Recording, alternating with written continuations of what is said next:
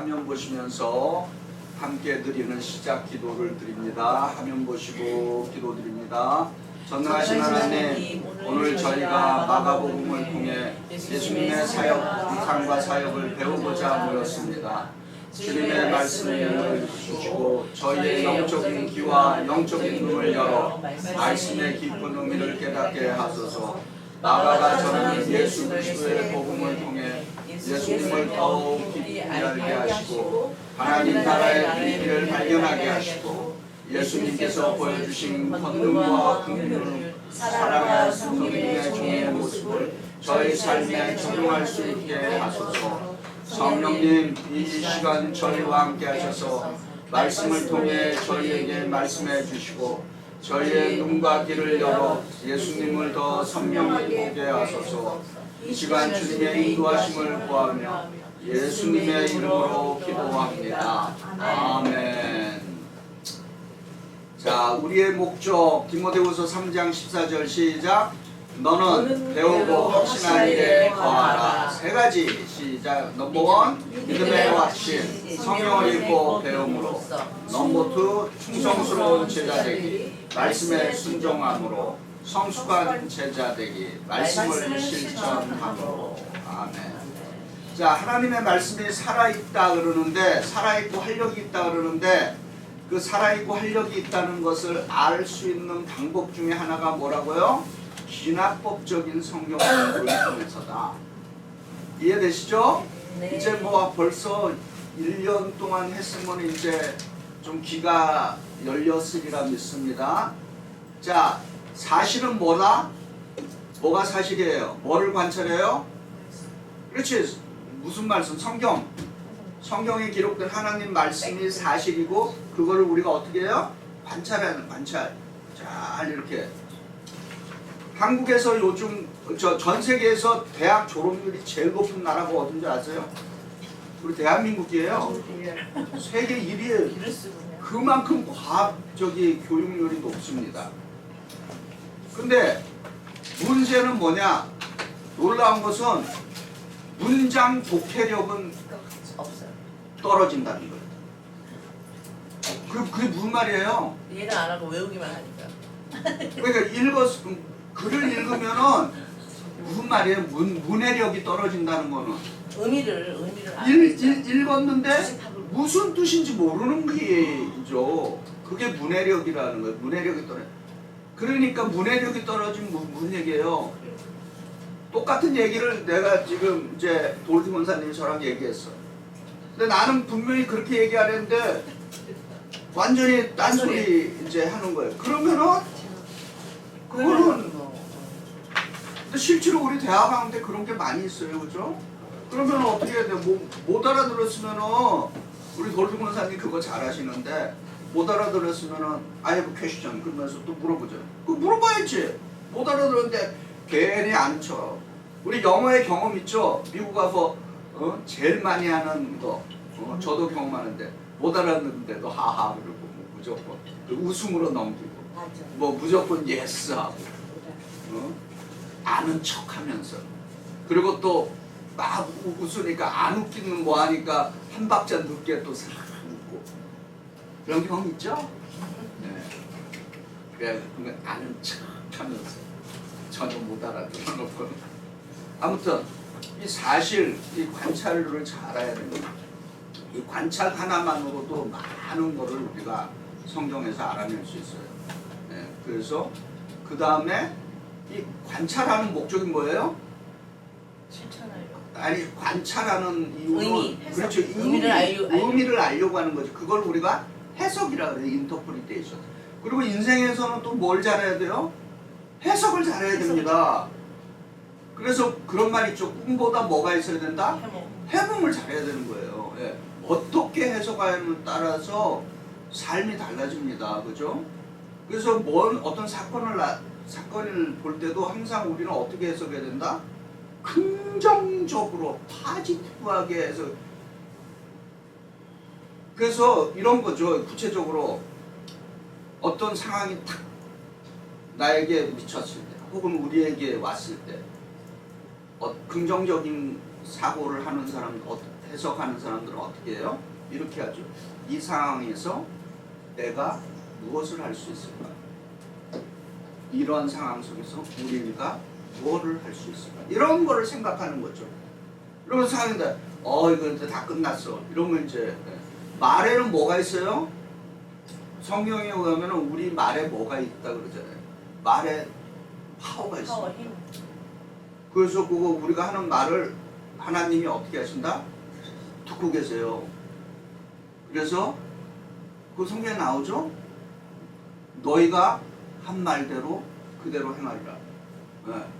그래서 불평불만하니까 하나님께서 너희가 한 말대로 다 그렇게 하리라 그래갖고 출애굽기 1세대들은 갈렙과 여호수아만 빼고 다 광야에서 엎드러졌다. 말이 표현을 엎드러졌다는 얘기로 한 거지 뭐예요? 광야에서 더 쉽게 좀 더 부드럽게 얘기하면 죽은 거고 더 직설적으로 하면 돼진 거지 뭐. 광야에서 그렇게 다 죽었어요.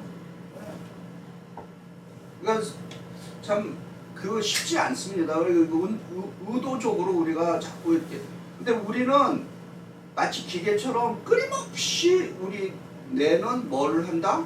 해석하는 작업을 해요. 무슨 얘기를 하면은 계속 해석을 해요. 근데 그 해석을 긍정적으로 해야 됩니다. 예. 부정적으로 하면 그 인생은 쪽박 찬다. 예. 해석을 잘해야 됩니다. 그 다음에 마지막은 뭘 한다? 이게 진짜 살아있고 활력이 있다라는 걸 알아보기 위해서는 적용을 해야 되는 거죠. 그 적용의 다른 말은 실천입니다. 실천을 영어로 뭐라 그래요? 실천을 영어로 뭐라 그래요? Do it. practice라고 하잖아요. practice. 참. 프랙티스 연습 아니에요? 연습이란 말도 되고 실천한다는 말. 꼭 한 단어만 기억해. 네. 하나밖에 몰랐어요. 영어 하나의 단어가 여러 가지 의미가 있다는 것도 아셔야죠. 네. 자, 오늘은 성경 구절 화면 보시고 마가복음 2장 17절 시작 읽습니다. 시작. 예수께서 들으시고 그들에게 이르시되 건강한 자에게는 의사가 쓸데없고 병든 자에게라야 쓸데있느니라. 나는 의인을 부르러 온 것이 아니요 죄인을 부르러 왔노라 하시니라. 아멘. 자, 오늘은 마가복음 이제 1장부터 8장까지 커버를 하는데 교과서 42쪽 교과서 42쪽 또 전체 마가복음 구조부터 해갖고 다양한 다중적인 메시지를 제공한다. 요거를 읽는 이유는 왜 읽어요? 우리가 지금 요 42쪽 여기에 요거를 읽어야 이게 대략 오늘 어떻게 이야기가 전개되는구나. 그래 여러분 책을 사면은 뭐부터 봐야 돼요? 목차를 봐야 돼요. 그래갖고 그 다음에 어디를 꼭 읽어야 돼요? 서론과 결론을 잘 읽어야 됩니다. 중간은 걸쳐 가더라도. 그래서 목차를 딱 보고 목차를 보는 이유는 뭐예요? 이 이야기가 어떻게 전개될 것인가를 대강 머릿속에 그리는 거죠. 자, 그러면 교과서 42쪽 읽습니다. 시작. 마가복음의 구조를 살펴보면 전체를 둘러 구분할 수 있다. 전마가복음은 예수님의 기적이야기, 후반부는 순환의 이야기이다. 이부에서는 우리는 예수님의 기적 이야기를 중심으로 마가복음의 전반적인 1장에서 8장까지의 내용을 공부한다. 이 부분에서 우리는 주요 등등을 독한 모습을 살펴본다. 하나님의 아들로서 놀라운 기적을 일으키시나 정작 기적을 체험하는 당사자들에게는 비밀이 수치라고 말씀하십니다. 하나님의 때가 이르기를 종교적, 육체적으로 말씀하십니다.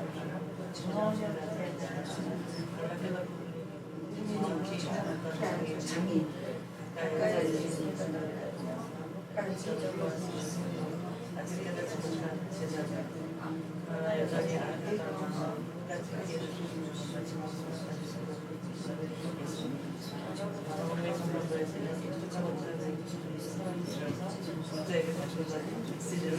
제공한다.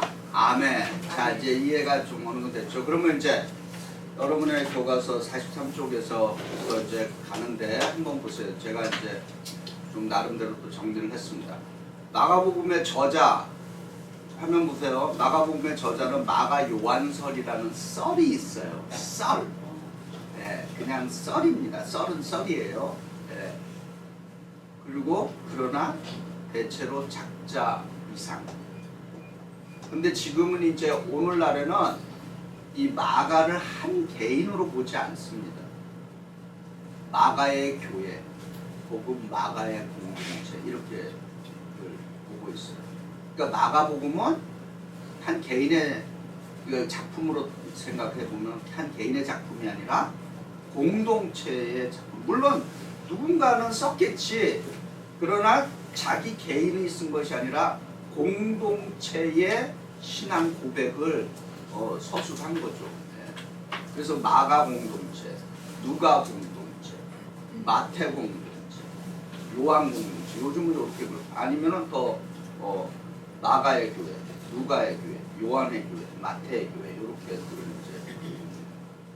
자, 그러면 이게 왜 마가 요한 저작설이 나왔는가 한 두 군데만 인용할게요.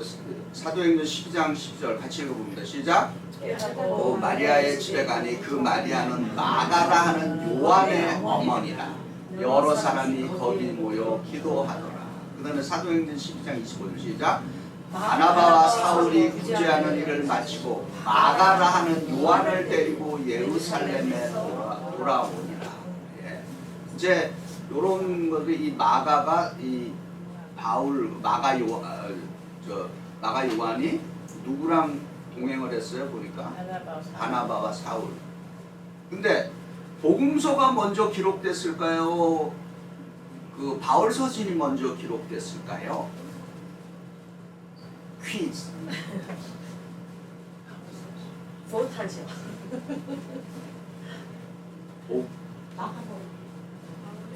바울 서신이 먼저 기록됐어요. 여러분 그거 아시고, 그리고 이 복음서는 대체로 70년대부터 시작을 하는 걸로 그렇게 이제 추정을 하고 있습니다. 자, 그러면 기록 시기는 언제다? 주후 65년에서 70년대인데 이때는 로마의 누구였다? 네로가 지배하던 시대입니다. 폭군, 우리가 잘 아는 대로. 그 네로와 관련된 영화 중에서 여러분 고전 영화 한번 시간 나면 보세요.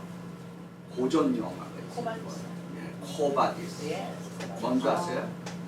주여 어디로 가시나요? 그 누가 그렇게 물어봐요? 베드로가 왜 그 말을 해요? 로마를 빠져나가고 도망갔다가 주님이 딱 앞에 나타나요. 그래서 주여 어디로 가시나이까? 그러니까 그렇게 얘기하잖아요. 로마에 가서 십자가에 못 박히고 간다. 그러니까 베드로가 깨우치고 돌아와서 로마에서 어떻게 죽어요? 우리의 또 역사적인 또 그 전설에 의하면은 베드로는 거꾸로 매달려 십자가에. 자, 그런데 그러면 뭐든지 뭐 하면은 기록하는 목적이 있잖아요. 그죠? 그 기록 목적은 로마 제국의 박해 중에서도 신앙을 지켜라.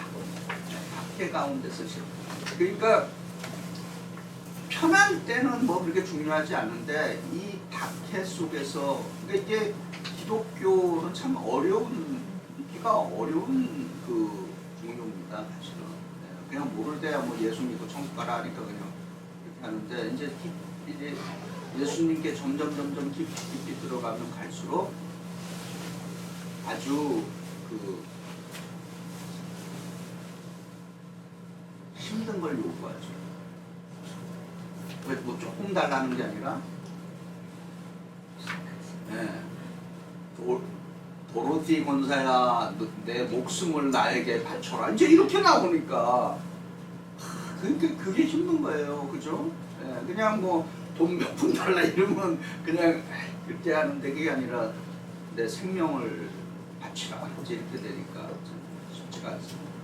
자, 그다음에 마가복음은 이제 쉽게 구분하면은 마가복음 전반부 1장부터 8장까지가 기적 이야기인데 주로 어디서 일어나요? 갈릴리를 배경으로 해서 일어나는 기적. 그러니까 갈릴리에서 제가 말씀드렸죠. 저는 그 대학원 논문이 신약 성경이 전공이었는데 논문 핵심은 마가복음으로 썼는데 마가복음에서도 군중에 대해서 썼어요.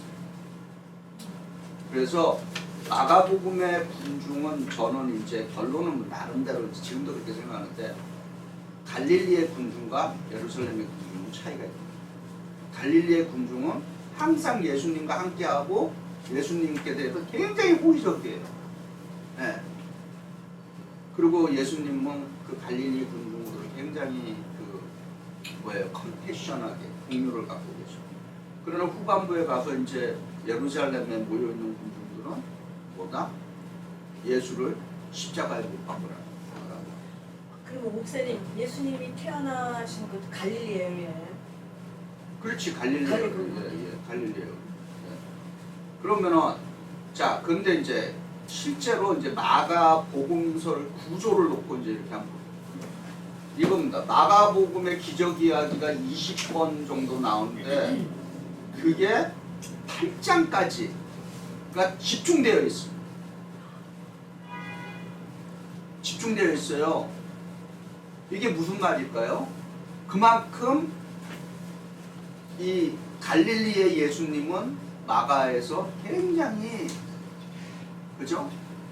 네. 친밀한 사역을 하고 계십니다.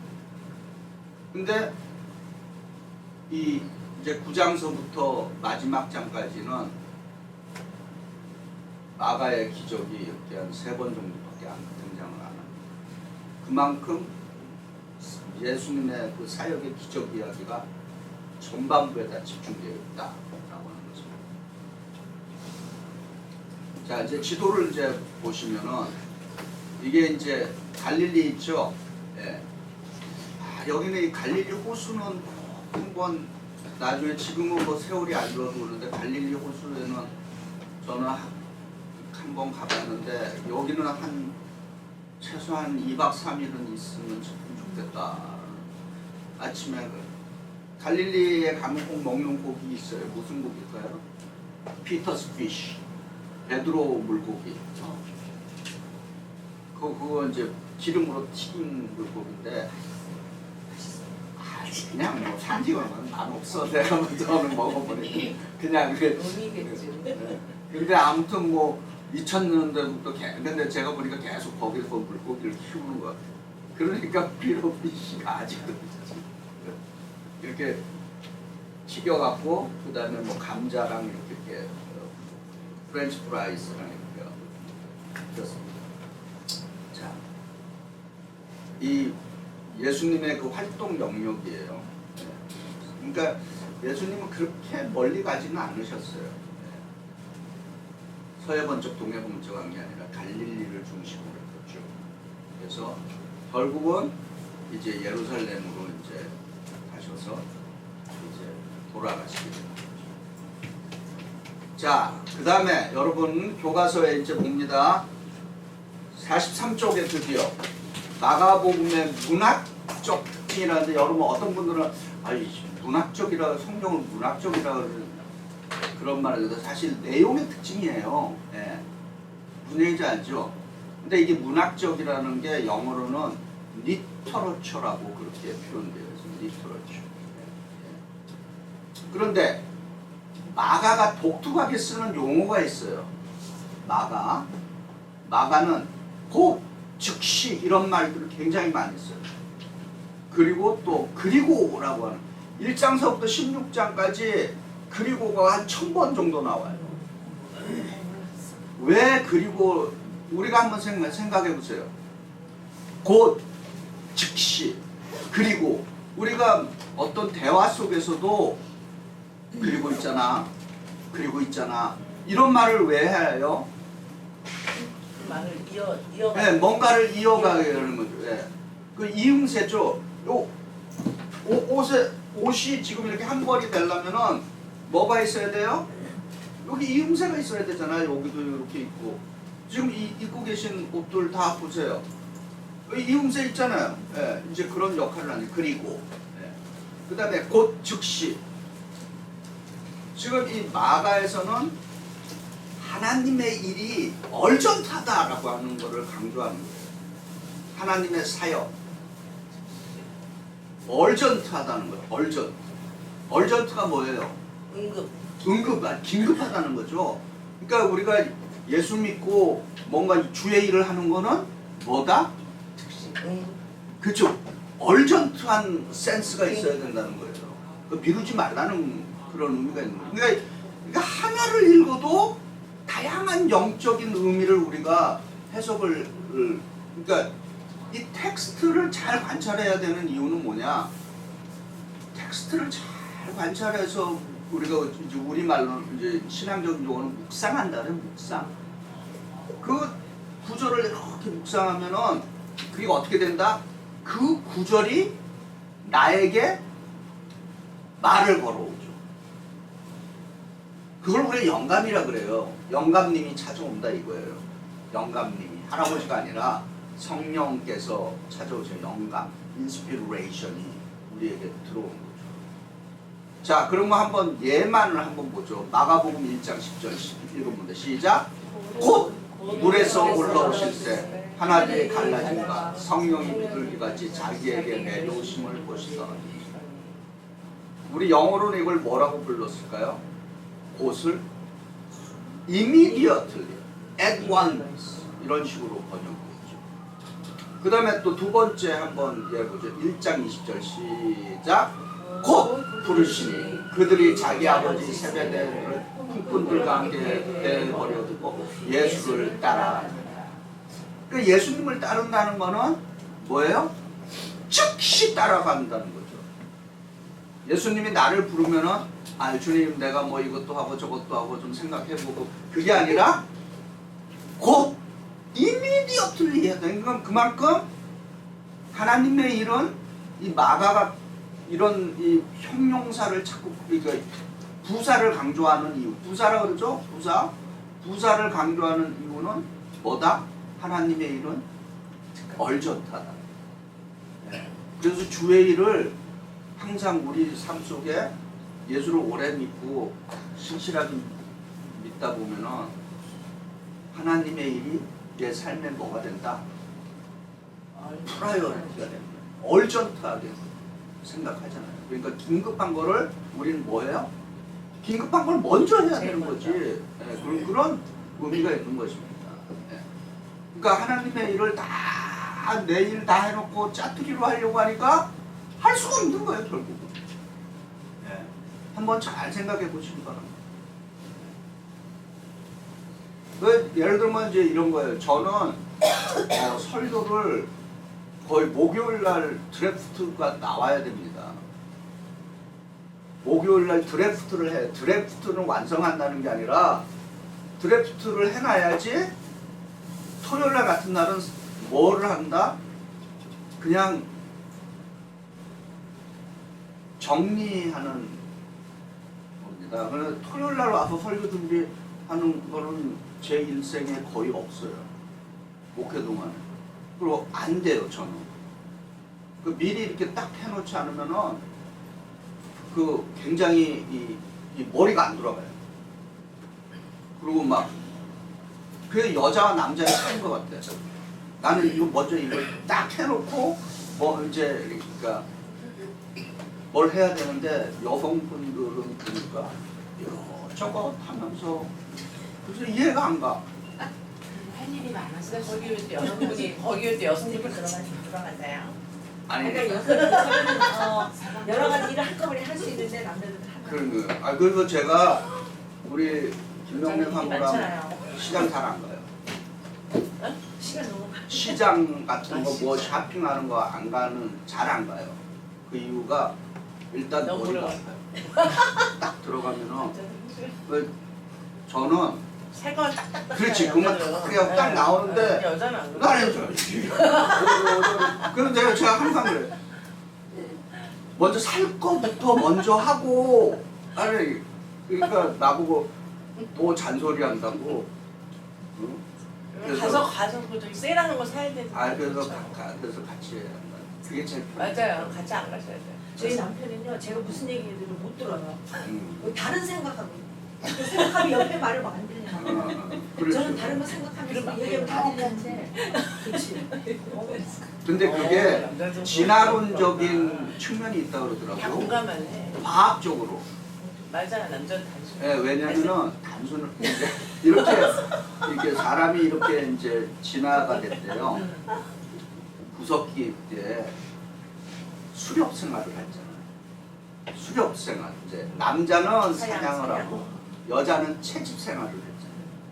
그러니까 사냥을 하려면 뭐예요? 그렇지. 집중력이 있어요. 그것만 딱 따라가고 딱 그랬는데 여자들은 채집을 하니까 두루 살피면서 그게 하니까 그럴 수가 그 역사를 통해서 그렇게 그게 그렇게 구조적으로 그렇게 돼 있대요. 그러니까 뭐를 봐도 우리는 뚜두두두 이렇게 하는데 여자들은 전체적으로. 그래서 결과가 어떻게 들으면 안 되냐면요. 돼. 무슨 소리는 들렸어요. 그건 들어요. 근데 굳이 그래서 뭐라 그랬지 물어보는 거였어. 내가 얘기는 한 2번 안 한다고 딸이. 그리고 제가 할 수가 없네. 집에서 애들이랑도 제가 잘 말 안 하는 이유 중에 하나가 무슨 일을 하는 데 있어서는 저랑 그거는 뭐 성격 탓도 있는 것 같아요. 네. 그래서 그냥 이해하고 그냥 넘어가니까 속에서는 그래요.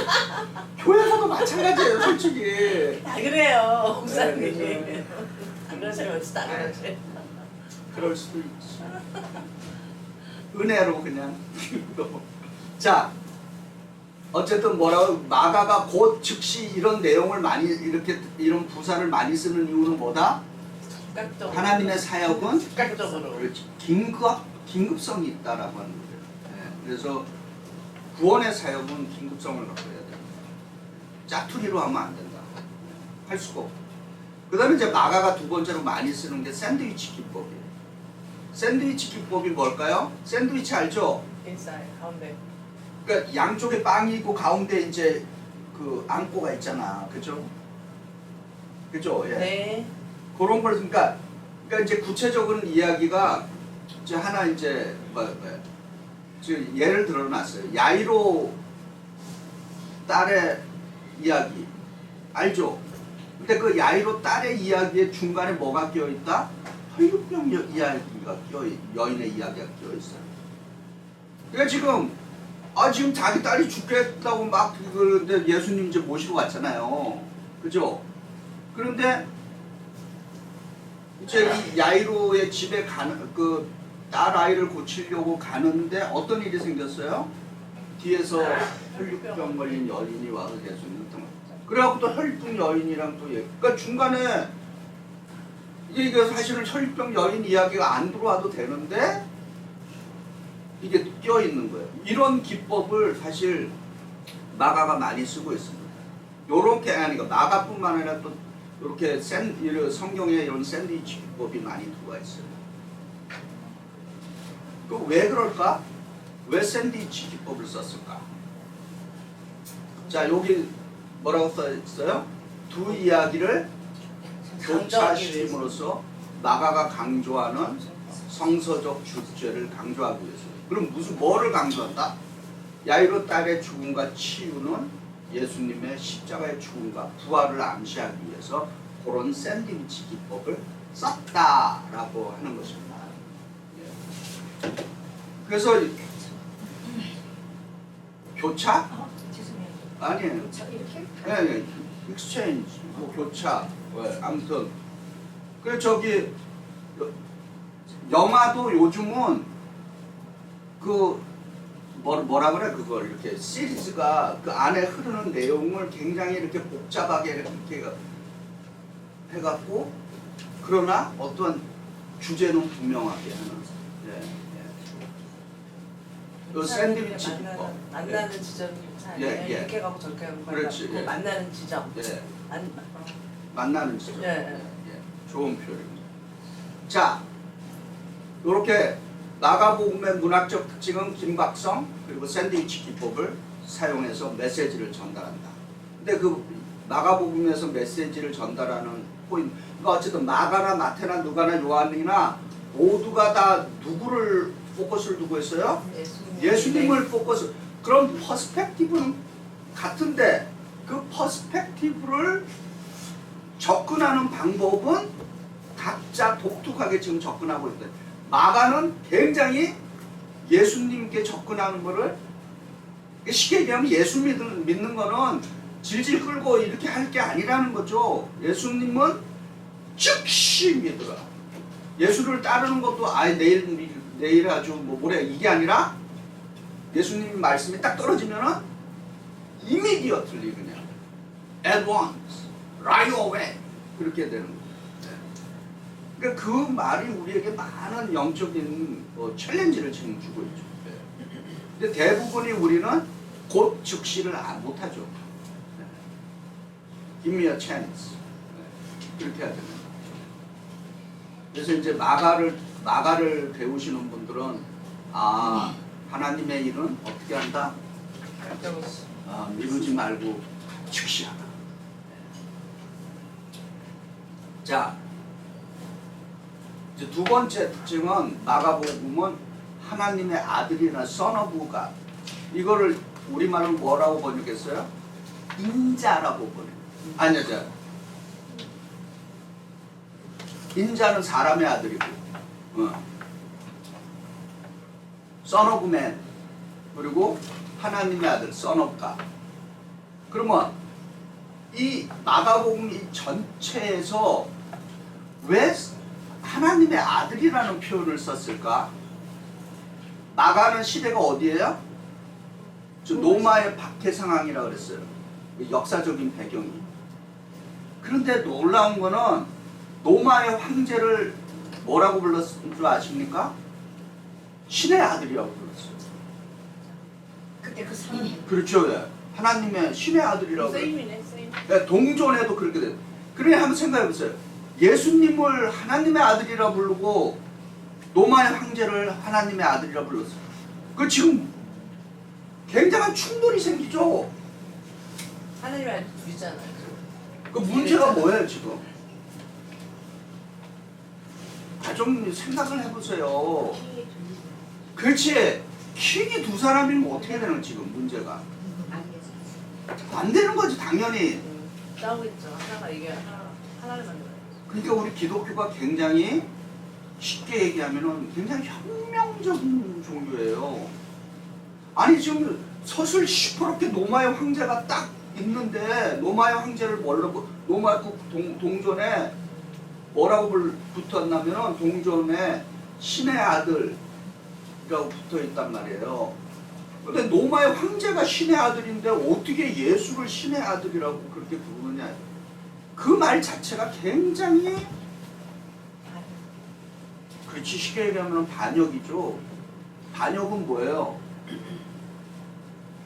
아니 국가에 반역하면 어떻게 돼? 예전을 그냥 죽으면 조건으로 따지면 어떻게 돼요? 삼족을 멸하는 거예요. 능지처참. 그렇게 되는 그러니까 이게 지금 이해가 되죠. 그러니까 우리 기독교가 굉장히 세상적인 용어로 말하면 혁명적인 복음이에요. 이게 노마의 황제를 신의 아들이라 부르는데 갑자기 어디서 그냥 튀어나와서 신의 아들 예수를 신의 아들이라 그러니 이게 지금 말이 되냐 이거야. 이 이야기는 또 뭐예요? 기독교는 영어로 말해서 우리 기독교의 복음은 현실 세계에서 뭐를 제안한다? 얼터너티브 월드를 제안한다. 우리가 생각하는 이게 지금 현실 세계다. 그러니까 예를 들어 로마 시대만 있는 줄 알았는데 예수가 오셔서 로마가 아니라 하나님 나라를 딱 얘기하는 거예요. 그러니까 그렇게 얘기하니까 이게 지금 또 말이 됩니까? 안 되죠. 그러니까 지금 이게 큰 문제인 거예요. 그래서 기독교의 복음이 굉장히 변혁적인 거다라고 해요. 트랜스포머티브한 거예요. 그래서 현실 세계의 기독교의 복음은 대안의 세계관을 제시해 주고 있다. 이해되시죠? 그 여러분들은 참 굉장히 지금 우리는 위험한 세계 속에 살아가는 사람들이에요. 로마 시대 같으면은 우리는 다 능지처참당할 인간들인 거죠. 왜? 로마의 황제를 신의 아들로 생각하지 않고 저 갈릴리 변두리에서 태어난 예수님을 하나님의 아들, 신의 아들로 믿고 고백하니까. 그래서 기독교가 무서운 점은 왜 박해를 당하고 왜 순교를 당했다? 로마의 황제를 신의 아들로 용납을 안 했기 때문에. 그렇잖아요. 네. 그냥 그렇잖아요. 그래서 우리가 로드십이 왜 중요합니까? 예수님을 뭐라 불러요? My Lord and my Savior. 그러니까 로마로 따지면 어떻게 돼요?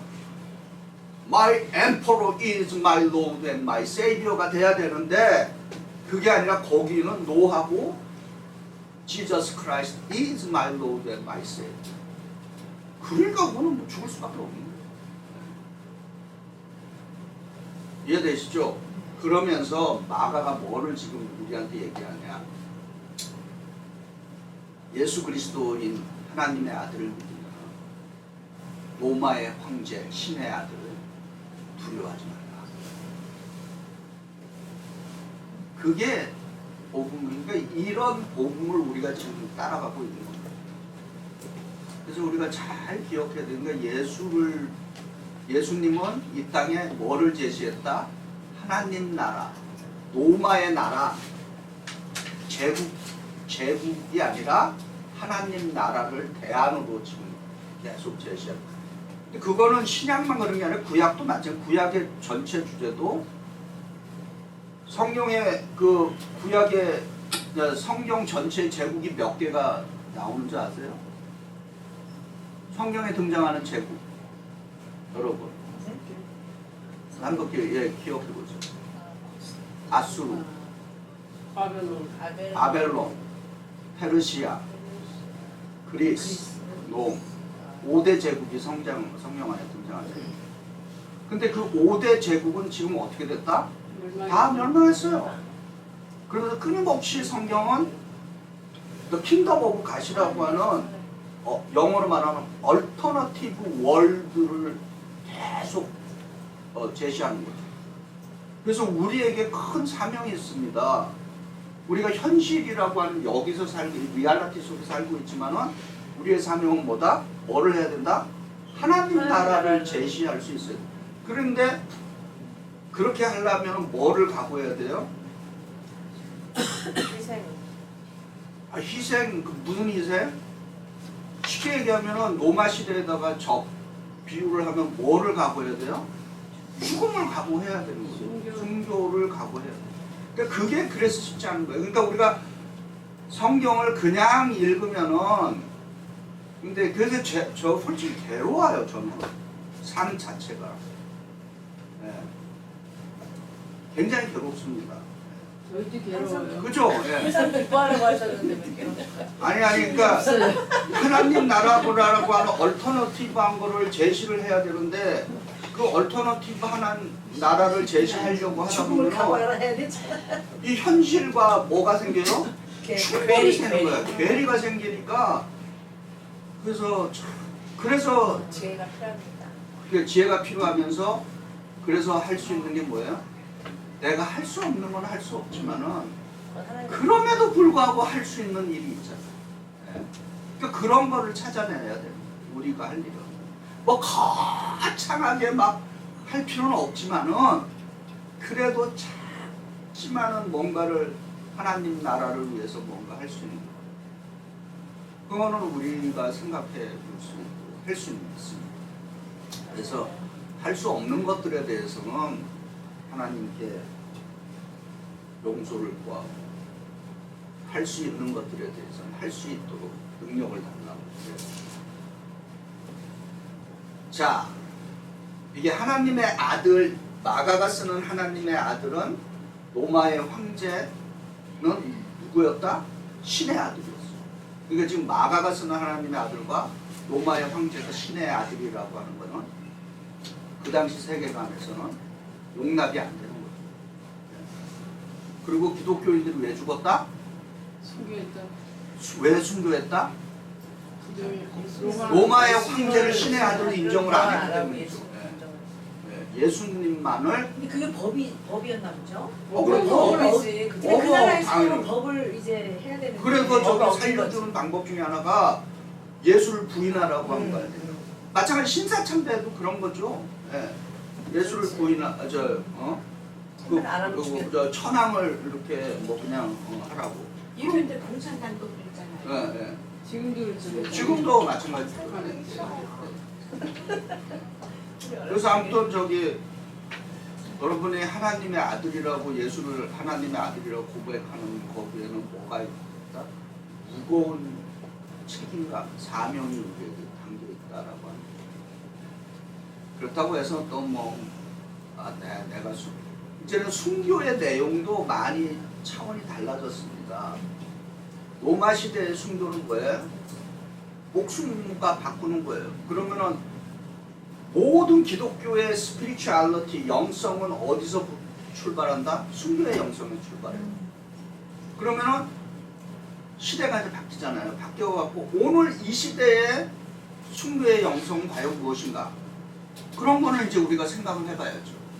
내가 살고 있는 이 미국에서 과연 순교의 영성은 무엇인가? 그죠? 지금은 여기 뭐 예수 부인한다고 해서 누구 나를 죽일 예수님을 구세주라고 막 하고 막 그런다 해서 누가 날 죽일 사람 없잖아요. 미국에서는. 그러나 여전히 또 다른 어떤 부분 나라에서는 큰일 나는 데도 있잖아요. 그죠? 저 북한에 가서 김정은, 김일성 뭐 이런 사람들한테 너는 거의 신격화돼 있잖아요. 그 사람이 신이 아니라 예수가 신이다. 뭐 이제 이렇게 하면 살 수 있어요? 그래서 못 살지. 자, 그런 걸 기억하면서 예수님을 하나님의 아들이라고 고백하는 여러분들, 우리들은 참 두려운 사람들입니다. 자, 그러면은 이제 이 마가복음에 또 많이 쓰는 이제 특별한 용어가 있어요. 이미 이제 이 마가가 로마 황제가 아니라 예수님이 하나님의 아들이시다. 요거를 문장으로 표현하지는 않았어요. 그러나 이미 그들의 삶 자체가 로마 황제를 그냥 그런 황제지 하나님의 아들은 아니었기 때문에. 근데 이제 마가가 이제 쓰는 표현 중에 하나가 크게 네 가지예요. 화면 보세요. 세례 요한보다 강하심, 사탄보다 강하심, 자연보다 강하심, 죽음보다 강하심. 이게 이제 그 세례 요한이 마가가 쓰는 하나의 기법. 자, 그러면 한번 보죠. 이거 세례 요한과 관련된 얘기겠죠. 이야기입니다. 마가복음 1장 7절 시작.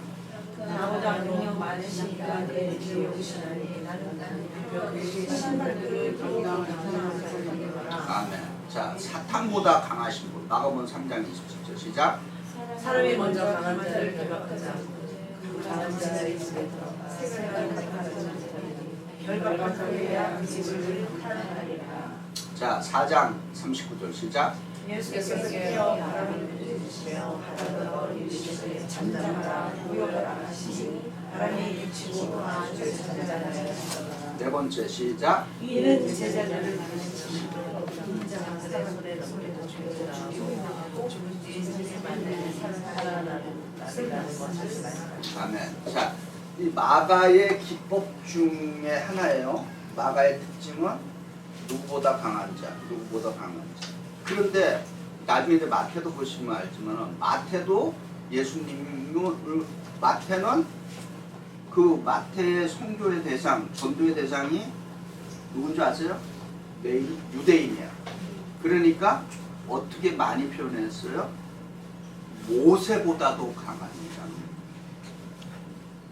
그래서 산상수훈도 뭐와 연결이 된다? 모세가 시내산에서 십계명을 받는 것처럼 예수님은 산 위에서 산상수훈을 내려줍니다. 네. 그렇게 이렇게 비교를 이렇게 해갖고 너희가 생각하는 모세보다도 강한 이가, 큰 이가, 더 큰 이가 여기 계시니 그가 예수시다. 이런 식으로 이제 해서 가리키는 거죠. 그러니 유대인들이 들으면은 그것도 어떻게 돼요? 정통 유대인이 들으면은 말 같지 않는 소리를 하는 것도 충돌이 생기잖아. 자기네 신앙에서 사람으로서 가장 위대한 사람은 누구다? 모세. 근데 갑자기 예수 믿는 사람들이 나타나서 여기 모세보다도 강하니 더 크니가 여기 있노라 이렇게 하니까 이 정통 신앙 그 유대인들이 딱 들으면은 어떻게 돼? 뚜껑이 확 열리는 거지. 자, 이것이 우리가 믿는 예수님이십니다. 세례 요한보다도 강한, 사탄보다도 강하신, 자연보다 하신, 죽음보다 강하신, 그리고 이 당시 로마를 지배했던 로마 황제보다도 강하신 분이 바로 예수님이시다. 자, 그 다음에 여러분 교과서에 보면은 메시아의 비밀이라고 나와 있어요. 46쪽에 교과서 46쪽. 이 메시아의 비밀이 뭐냐? 메시아의 비밀은 예수님이 자기 자신의 정체를 밝히지 말라고 지시하는 것을 아니 사람 고쳐놓고는 병 고쳐놓고는 내가 누군지 말하지 말라 이런 말을 자꾸 자주 하세요. 이 마가복음. 그래서 그거를 이 1901년 이 브레데라고 하는 학자가 그 내용까지는 잘 발견했어요. 이 사람이 성경을 읽으면서 이 마가복음은 이 메시아의 비밀을 갖고서 이 스토리를 풀어가고 있구나. 이것까지는 잘했는데 이 양반이 뭐라고 그랬냐면은 예수님은 자기 자신이 메시아라고 하는 것을 몰랐구나. 이렇게 이제 또 해석을 한 거야. 또 그거는 아니지. 예, 그거는 아닌 거예요. 예. 그러면은 한번 구체적으로 한번 보죠. 마가복음 3장 11절부터 10절 시작 읽어봅니다. 시작.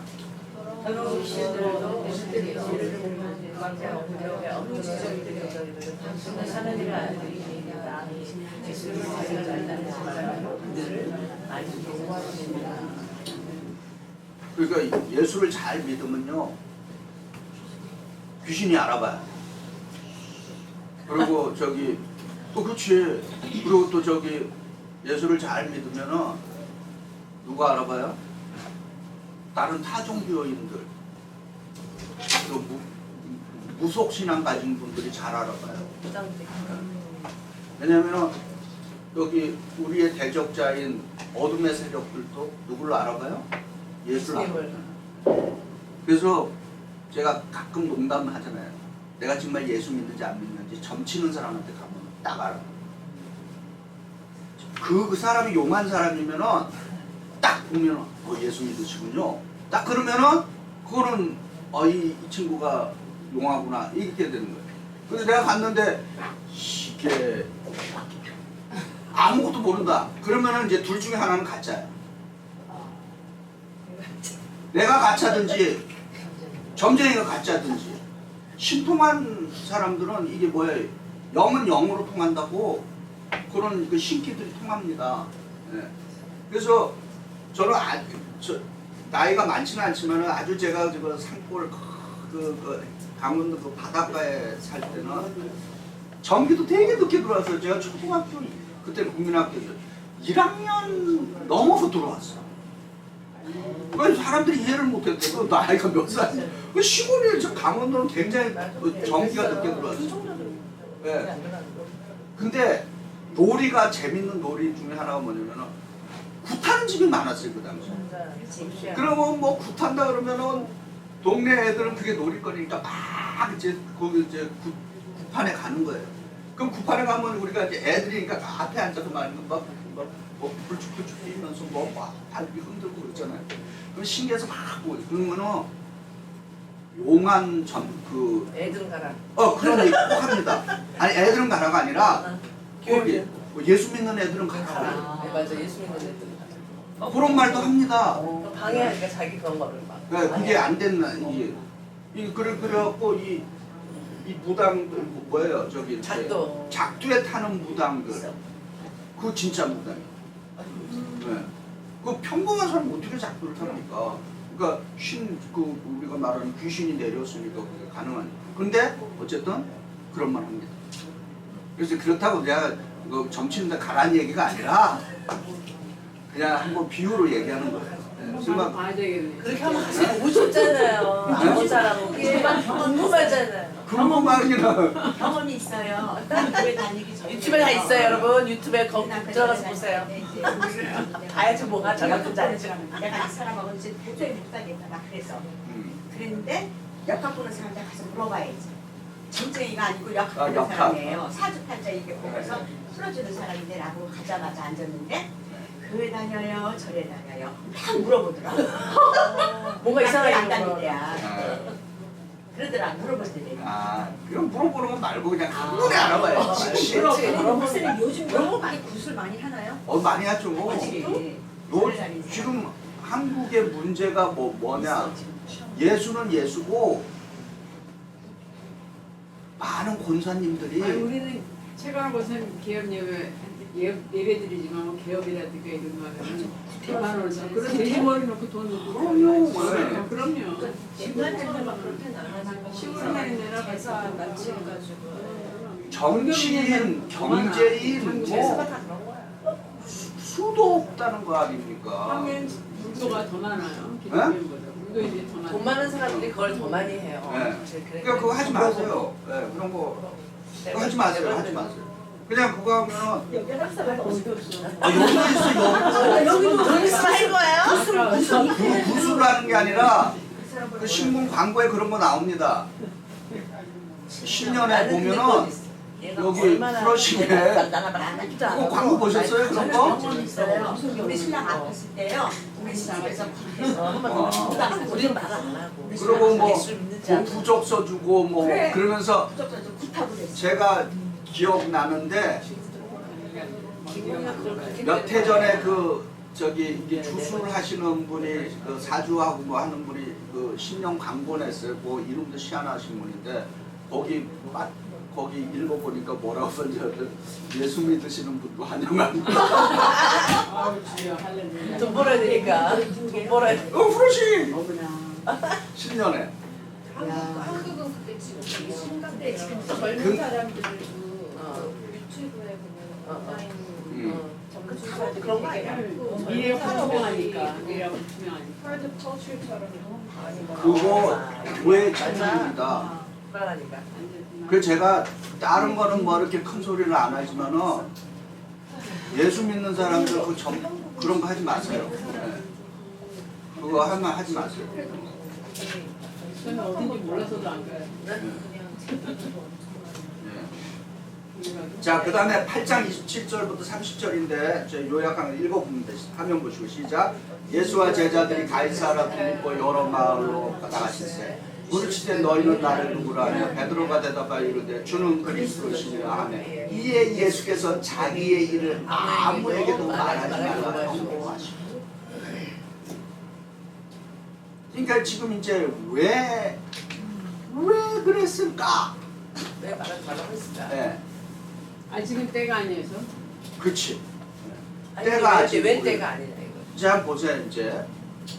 근데 이제 그럼에도 불구하고 알아보는 사람들이 있잖아요, 그죠?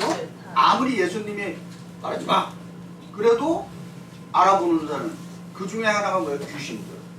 그리고 병 고침 받은 사람. 제자들까지도 이제 알아봤어요. 그러면 이제 이 메시아의 비밀이 뭐냐? 이 브레데라는 이 학자가 성경학자가 예수님의 이 마가복음에서 이건 메시아의 비밀을 어떻게 풀어가는 거야. 그것까지는 이분이 잘 발견했는데 여기다가 이렇게 예수님 자신이 메시아인 줄 몰라서 그랬다. 이거는 너무 잘못된 거예요. 그래서 이제 많은 학자들이 이 브레데의 주장을 받아들이지 않았어요. 자, 지금 이제 우리 고건사님이 얘기했죠. 때가 차지 않아서 알리지 말라 하시는 이게 메인 포인트.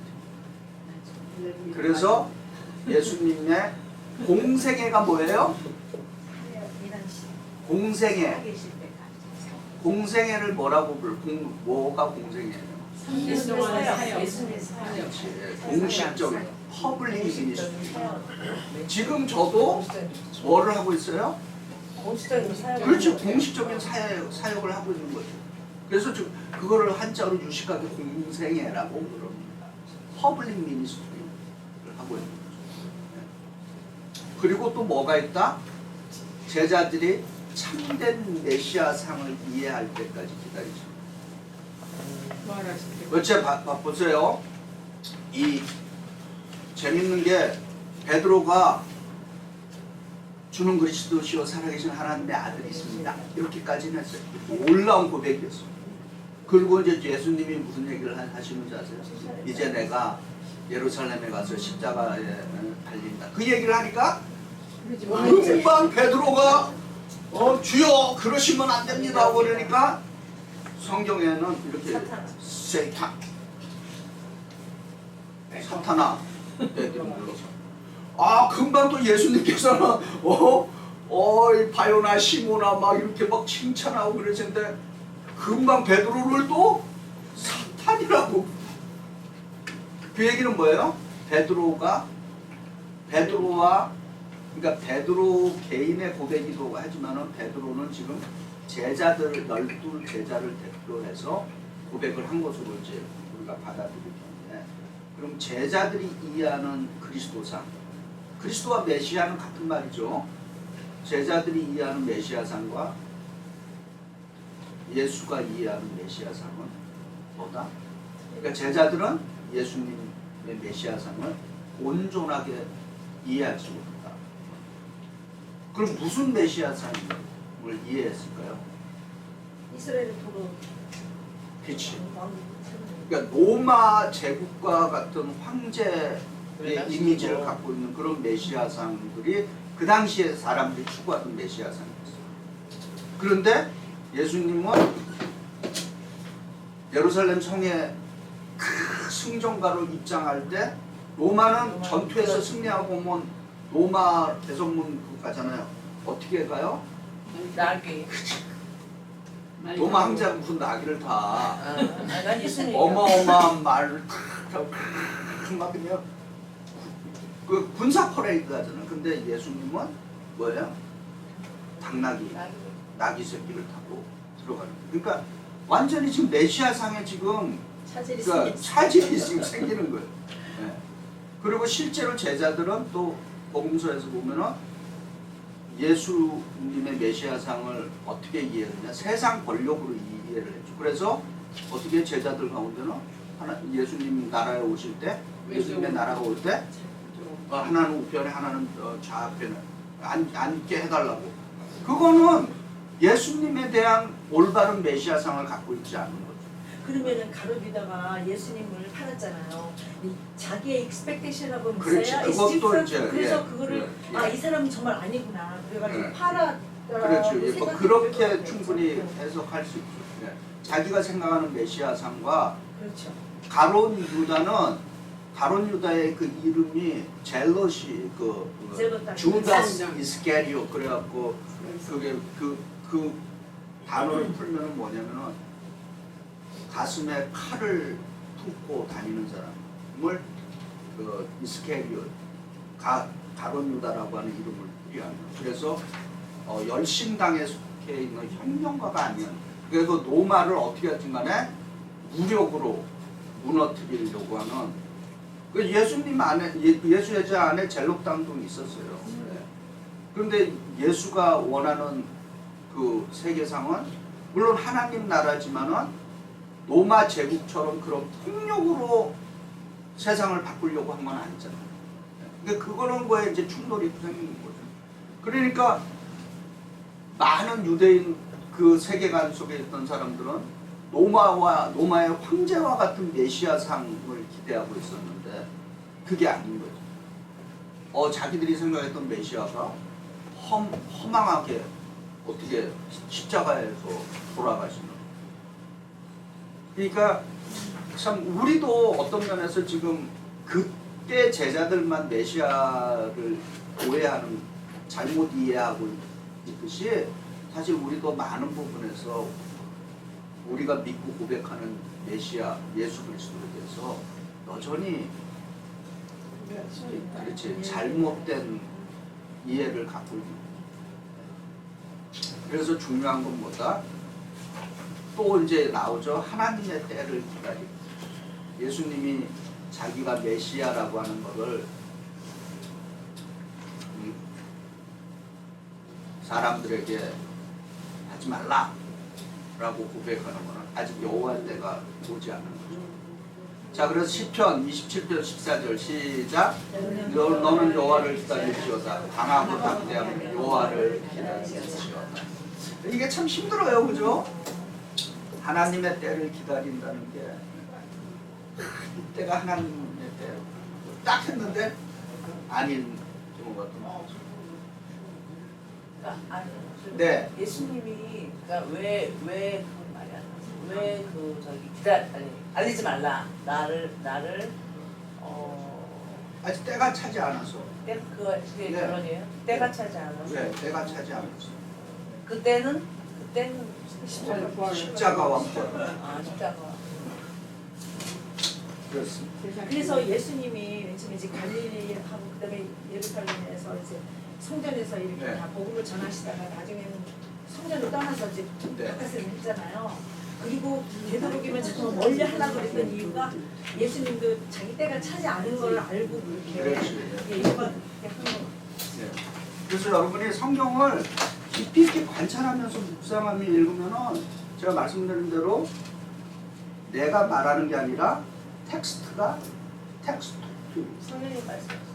성경이 나에게 말을 걸고 시작하죠. 그래서 묵상을 잘해야 됩니다. 그래서 기도도 통성기도 할 때 주여 주여 하는 이유가 뭐예요? 처음에는 근데 그렇게 계속 할 수 없어요. 실제로 기도 경험하시는 분들 알겠지만은 어떻게 한 시간 내로 주여 주여 목 다 나가고 그래요. 할 수가 없어요. 근데 왜 그렇게 해야 돼요? 마치 기도의 마중물 아세요? 펌프 사용해 보신 분들 어렸을 때. 펌프 넣으면 그 물을 넣잖아요. 그러니까 펌프에 물을 넣고는 어떻게 해요? 물을 넣고 이렇게 하면은 물 나와요, 안 나와요? 안 나와.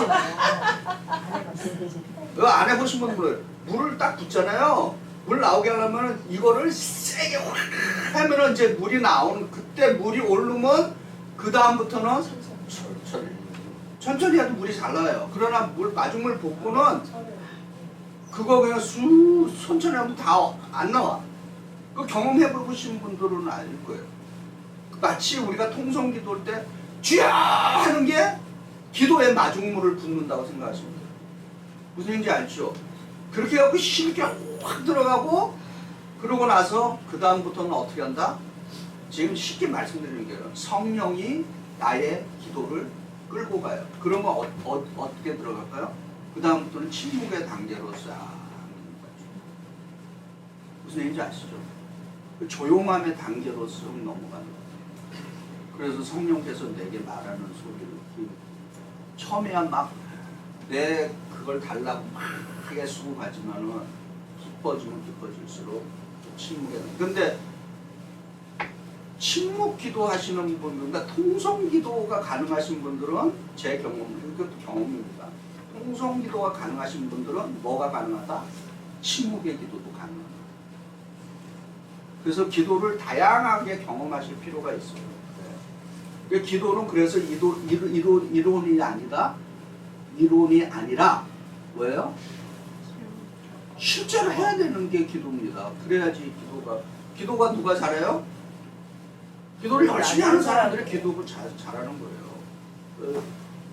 이론이 아니다. 자, 비유 봅니다. 여러분 교과서 메시아의 비밀을 이제 그렇게 하시고 53쪽 비유.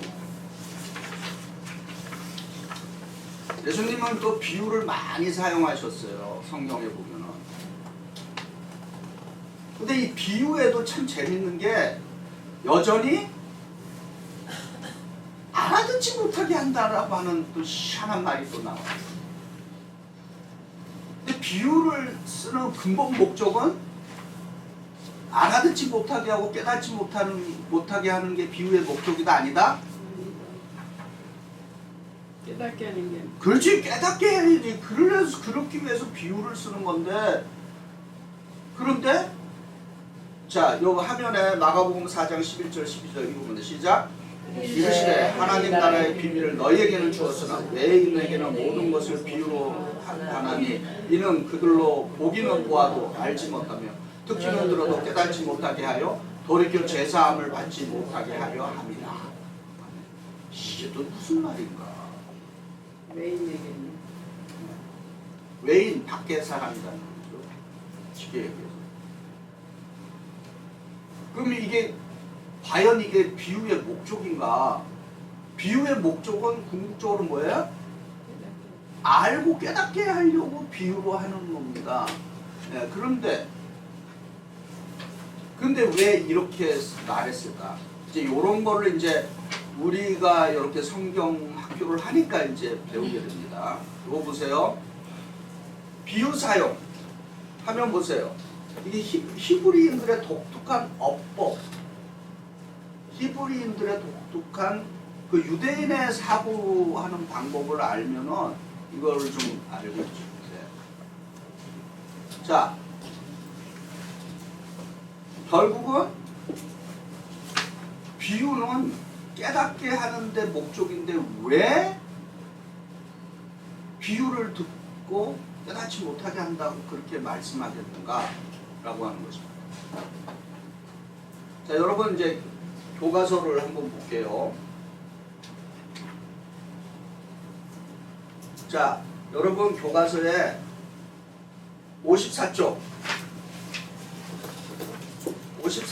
55쪽에 큰 글자만 이제 이거 뭐 복잡하게 설명되어 있으니까 그냥 딱 쉽게 한번 이해해봅니다. 굵은 글자 그러므로 시작. 그러므로 비유 사용에 대해서는 이렇게 얘기하자. 성경에 보면 하나님께서 마치가 결과를 말씀하시거나 표현해드리는데 그것은 선생님들의 독특한 어법으로 미스터리 결과를 표현하려고 이야기합니다. 즉 내가 그들에게 비유로 말하는 그들이 것을 직감하며 그것을 듣지 못하며 깨닫지 못하게 하려 합니다. 원래 구절의 원래 뜻이 그들에게 설명해서 말하는 아니라 그들에게 보는 과 듣는 게 없어서 이런 말을 말해도 그전지 같은 것이 아니합니다. 예. 쉽죠? 예. 그래서 우리가 어떤 기도를 많이 해야 돼요? 하나님, 보는 귀와 듣는 귀. 이렇게 기도하셔야 돼요. 하나님, 내 영안을 열어주시옵소서. 내 듣는 길을 열어주시옵소서. 그런 기도 하셔야 됩니다. 실제로 예배를 드리면서 하나님 말씀을 선포돼도 저게 무슨 말인지 모르는 사람들이 있어요. 안 들려옵니다. 무슨 얘기인지 아시죠? 그래서 이게 하나님 말씀이 들려오려면 성령께서 우리를 도우셔서 영적인 눈이 확 열리고 영적인 귀가 뻥 뚫려야지 하나님 말씀이 들리고 보이기 시작합니다. 그래서 그런 기도 많이 하셔야 돼요. 하나님 내 영안을 열어서. 그래서 사도 바울이 왜 눈이 멀었는데 눈이 멀었잖아요. 그 신기한 일이죠. 치유가 됐는데 어떻게 됐어요? 보니까 눈에서 비늘이 떨어져요. 네. 그러니까 그게 우리 눈에 뭐가 있다? 지금 뭐가 껍데기가 뒤집어 씌워져 있는 거예요. 그거 벗겨져야 되죠. 네. 그래서 뭐라 그래요? 사랑하는 남녀들이 결혼할 때 뭐라 그래요? 눈에 뭐가? 쉬었다. 콩깍지가 끼었다 이렇게. 그러니까 그렇게 이제 끼면 그렇게 보이는 거예요. 남이 그렇게 아니라 그래도 거기 딱 끼워. 그래서 재밌는 얘기 있잖아요. 아, 남편과 부인이 만났는데 지금 남편은 어때요? 그랬더니 그게 내가 얘기했을 것 같아요. 내 남편은 내 인생의 로또예요. 그렇게 귀하신 분을 만났는데 아니에요. 하나도 안 맞아. 죽어도 안 맞아. 그 로또가 벼락 맞는 확률. 그러니까 자기 남편이랑 살아보니까 맞는 게 하나도 없다는 거야. 그거는 인생에 로또 맞췄다고. 근데 다들 잘 맞으시죠? 네. 마지못해 사시는 맞아요. 결혼 안 해봐가지고. 우리 가장 신창이신 우리 배우정 집사. 로또야. 잘 맞으실 것 같아요. 되게 진짜 달라요. 성격은 진짜 다르긴 한데 그냥 잘 맞아. 맞춰가야지. 맞춰가? 그냥 그냥 opposite attraction이란 말이야. 어? 안 되기 때문에 그게 더 매력이 있어. 네, 맞아요. 너무 공동적인 게 많으면은 못 산대죠. 부딪히잖아. 저도 보니까 우리는 반대야. 다른 매력을 살겠지. 반대가- 너무 다른 매력으로 반대가- 나가. 저는 뭐든 해놓으면 이렇게 머리를 탁 해놓고 딱 살아야 되는데 그래. 근데 지금 이게 이렇게 하는 동안은 안 다른 돼. 매력을 해서 좀 몰라도 항상 남자 여자 뭐가 뭐 필요한 게 많아. 그래서 그러니까 뭐 그랬잖아. 이쪽 화성이가 가고 저기 가고 성에서 다른 매력에서 온 사람. 그래서 이런 모든 것을 내 마음대로 좀 해놓고 산뜻하게 살 수 있는 방법은 안 받는데 이렇게 사는 게 목회구나. 안 받아서 우리가 아무튼 저게 안 받아서 아웃다운 사는 게 네. 자 대단한 거야. 이제 거의 마지막 다 왔어요. 네. 마지막에는 이제 제자들의 무지가 이제 나옵니다. 여러분 56쪽. 제자들도 예수님을 아는 것 같았는데 보니까 성경을 보면은 여러 가지 무지함이 나옵니다. 화면 보세요. 우선 자연, 바다의 기적 앞에서 무지함이 나타납니다. 무리를 먹이시는 기적에서도 나옵니다. 그리고 장애인을 고치는 기적에서 나옵니다. 자, 이 예수님께서 풍랑을 잔잔케 하는데 이 마가복음에 보면은 예수님이 이렇게 풍랑을 잔잔케 하는 그 이야기에 보면 예수님이 배에 어디에 누워 계신 줄 아세요? 여러분 성경을 잘 관찰해서 읽어보시면 어? 밑바닥 아니에요? 뱃머리도 아니고 가운데? 가운데도 아니고 끝에? 내가 그걸 처음에 얘기해. 그랬어요? 네. 제가 맞췄어요. 근데 왜 끝에 앉았어? 배 끝에 저 고물이라고 번역. 거기에서 주무셨을까? 거기가 자기가 비어서 거기 자리 비어서 그래. 제일 이유가 있을 것 같아요. 배의 키는 어디에 달려 있어요? 끝에. 뱃머리에 키가 달렸어요. 뱃머리. 소리를 또 하시는 거야. 왜 키가 달렸지? 요즘은 뱃머리에서 이렇게 하지 않아요? 그거는 돌아가는 거지. 뒤에 프로펠러가 어디 달렸어? 뒤에. 꼬랑지. 고랑지에 달렸어.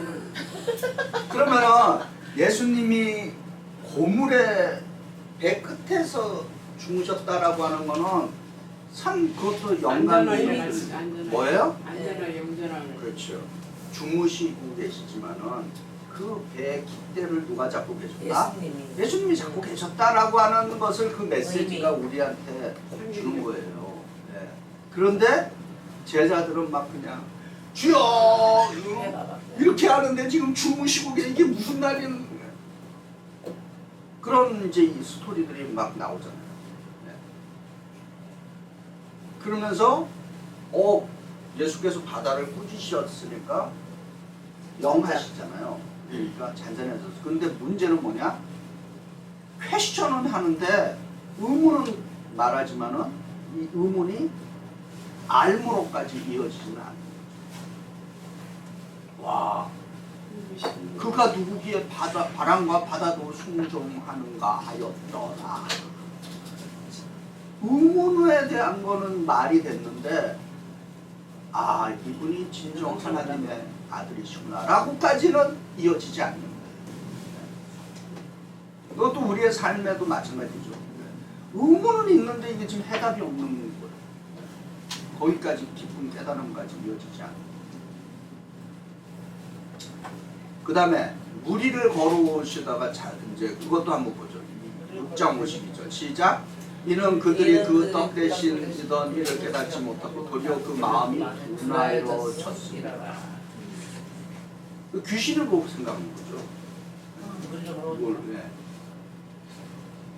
자, 근데 목사님 성경은 그때 잠깐만요. 그 떡 떼시던 일이 뭐였죠? 떡 떼시던 일. 그 먹이는 거. 오병이어의 오병이어의 기적. 그 다음에 칠병이어의 기적. 뭐 이런 거 계속 나와요. 근데 요거는 여러분이 이제 성경 읽어보시면 알고. 장애인을 보니까 예수님의 이제 마가복음에서 마가가 이렇게 선택적으로 어떤 스토리를 이제 영감으로 기록한 것 중에서는 결국은 어떤 의미가 있는 거죠. 물론 그 병자를 고치셨지만 그 병자를 통해서 우리에게 열려야 할 것들이 있기 때문에 그러는 거죠. 우리는 막혀 있어요. 가려 있고 많은 것이. 그죠? 자, 7장 34절 시작. 하늘을 우러러 탄식하시며 그에게 이르시되 에바다 하시니 이는 열리라는 뜻이다. 장애인의 귀가 열리고 그래서 이거는 제자들의 무지함을 대비시키면서 동시에 뭐다? 너희의 입도 귀도 열려라. 에바다. 자, 이제 마지막입니다. 오늘 1장서부터 8장까지 특별히 우리 2, 3, 4, 5 중에서 한 가지만 우리 시간이 좀 들어가니까 하나만 좀 한번 그 의견을 좀 한번 나눠볼까요? 2번 한번 보시죠. 2번. 여러분 교과서 62쪽 옆에 나눔과 성찰 2번.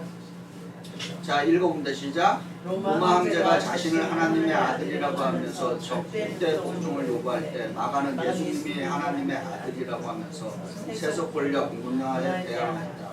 현재 나에게는 누가 무엇이 하나님의 아들인가? 나는 어떻게 예수님이 하나님의 아들임을 고백할까? 여러분 잘 생각하시고, 그리고 그래서 예수 믿는 게 그냥 뭐 예수 믿고 받으라 할 때는 전도를 처음에 받을 때는 쉽게 어떤 면에서 될 수 있는 얘기지만은 이제 예수님을 깊이 알아가면 알아갈수록 참 삶이 제 표현으로 하면 괴로워지는 인생이 내가 왜 괴롭냐? 예수님의 말씀에 이렇게 좀 적극적으로 이렇게 뭔가를 표현하고 증거해야 되는데 그거가 되지 않을 때 부끄럽기도 하고 답답하기도 하고. 그것은 뭐 저의 뿐만 아니라 예수를 신실하게 믿으려고 하는 분들에게 오늘 퀘스천일 거예요. 그래서 그렇다고 해서 아무것도 안 하는 건 말이 안 되고, 내가 할 수 없는 것은 하나님께 기도를 통해서 할 수 있는 용기를 달라고, 내가 바꿀 수 없는 것은 기도를 통해서 하나님께서 바꿔주시고. 그러나 우리가 실제로 눈을 잘 뜨고 잘 관찰하면은 할 수 있는 일이 많이 있습니다. 예수 그리스도의 하나님 나라를 위해서. 자, 마지막으로 함께 드리는 마치는 기도하고 오늘 시간을 마치고 다음 주에 이제 9가부터 16가까지 왜 이거랑 우리 지금 왜냐면 그냥 자수 하려고. 또 근데 다시 기도가 너무 좋아서. 아이 뭐 그냥 혼자 하세요. 이거는 저는 아이 그렇게 하면 내가 또 나중에 또 못 쓰잖아요.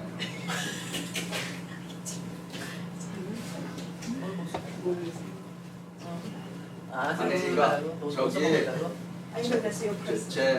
제 그 약간 여담인데 우리 제 요한웨슬레 할아버지가 그런 말을 했어요. 목회자가 한 번 가르치고 한 번 설교하고 말 거면은 그런 거는 설교가 아니고 가르침이 아니다 그랬어요. 네, 복음은 반복돼야 되기 때문에 한 번 한 설교도 반드시 잘 모았다가 또 설교, 왜냐면 계속 반복을 해야 되니까. 그래서 그분은 한 번 한 설교를 다시는 하지 않겠다라고 하는 목회자들이나 성도들을 향해서 어리석은 인간들이라고 했어요. 왜냐? 왜? 복음은 반복되어야 합니다. 좋은 건 계속 반복해요. 예, 그러나 상황에 따라서 이제 내용은 이제 그 사진을 전체 틀은 바뀌지는 않습니다. 자, 기도드리고 마칩니다. 화면 보시고 기도드립니다. 시작. 하나님, 마가복음 1장부터 8장을 통해 예수님의 사역과 가르침을 배우게 하심에 감사드립니다. 본이 있는 말씀으로 가르치시고 병든 자를 치유하시고 귀신을 쫓아내신 예수님의 능력을 보게 하셔서 감사합니다. 광야에서 시험 받으시고 제자들을 부르시고 죄인들과 함께 식사를 하신 예수님의 겸손을 본받게 하소서. 안식일에 참된 의미를 가르치시고 씨 뿌리는 자의 비유로 말씀의 중요성을 일깨우신 주님의 지혜를 우리의 삶에 적용하게 하소서. 폭풍을 잠잠케 하시고 5,000명을 먹으시고 무리를 거르신 예수님의 주권을 신뢰하게 하소서. 야이로의 딸과 혈병 여인을 치유하신 것처럼 우리의 상한 부분도 만져주소서. 너희는 나를 누구라 하느냐는 질문하게 베드로처럼 주는 그리스도시라라고 고백하며 자기의 십자가를 지고 주님을 따르는 참지한 제자가 되게 하소서. 우리의 눈을 열어 예수님을 더 분명하게 보게 하시고 메시아의 비밀을 깨달아 예수님의 고난과 부활의 의미를 이해하는 믿음의 공동체가 되게 하소서. 마가복음의 말씀이 우리 안에 살아 역사하여 변화된 삶을 살게 하시고 예수님의 복음을 담대하게 전하는 증인이 되게 하소서. 우리의 구원자이신 예수 그리스도의 이름으로 기도합니다. 아멘.